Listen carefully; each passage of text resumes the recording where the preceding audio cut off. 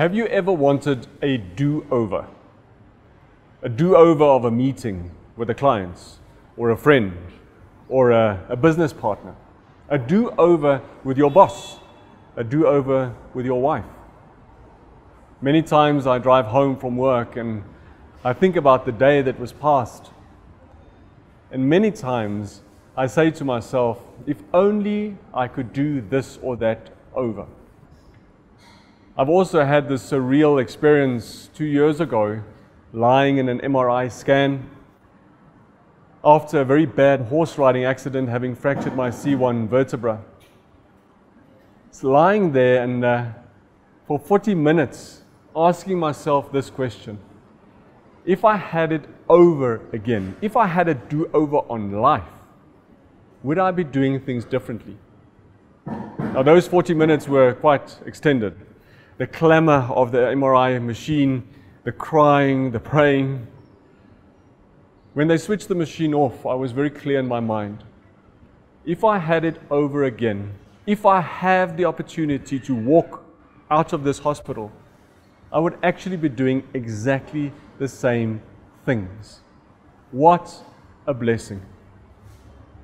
A blessing alongside that blessing in my life that when they got the results of the MRI scan, the spinal cord did not rip. And the only reason why the spinal cord didn't rip was because I was born with a naturally fused C1 and C2 vertebra, which I didn't know at the time. But the second blessing, as I said, was that blessing of being clear around purpose, clear around the calling in my life. And I thank God that earlier in my career, earlier in my life, that He journeyed with me very clearly to what I should be doing in this world. Early in my career, I happened onto some of the writings of the Pre-Sensing Institute from MIT out of the United States. It was very interesting what I was reading there, because I said to myself and I said to God, I want to be busy with things that make a difference in this world.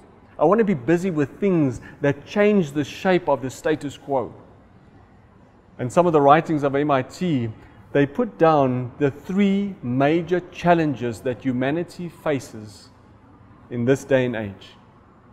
And I said to myself, I said to God, if I can be busy in my life with trying to solve one of those 3 major challenges, it will be worthwhile. Those 3 challenges that they write about, firstly, is the spiritual divide. That divide that sits in man, a divide that the life that I'm living, the busyness that I have in this world, is maybe so far removed from what I could be doing and should be doing. The stats that they give there is in the year 2000, the World Health Organization, they did a study that showed that more than double the amount of people in that year that died of wars and terrorism and attacks killed themselves in suicide. Just showing how big this divide is, divide between who I am and who I could be. The second divide that they're talking about is the social divide. The divide between the haves and the have-nots. The divide that we think that we can keep on living these rich, exclusive lives and the rest of humanity will not break. The stat that they mentioned there is the fact that 2.5 billion people on Mother Earth live with less than $2 a day. The other statistic that is mentioned is that the wealthiest 1% in the world hold the same amount of wealth than the poorest 90% of humanity. And then the third divide, the third challenge, is the ecological divide. The divide between man just taking and taking and taking from Mother Earth and not replenishing at the same rate that she can replenish. They talk about ecological footprints of 1.5 times Mother Earth, which means that man takes more than 50% away from Mother Earth every year that she cannot replenish. I looked at these divides and I said, God, where in these divides can I position myself, Boshoff? What should I be busy with 24 hours a day? What should I be dreaming about?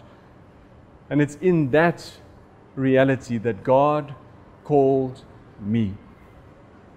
The God of the universe, the God of the angel armies, called me to help do a small thing, to be busy with in my life, a very small thing in crossing these divides, to help work against these challenges that humanity faces. During the next few weeks, we are going to journey together on how we are called to cross divides. I'm going to share with you some of my personal story, and I want to just think very clearly on what that journey of calling towards purpose that really, really matters in this earth, what that looks like. I believe, firstly, that calling is just so deeply personal. Secondly, I believe that you have to be so tenacious and you have to have faith if you are called to change things that are stuck. And then thirdly, I believe that as we are called not for ourselves, we are called for others. I look forward to sharing this journey with you in the next 2 weeks.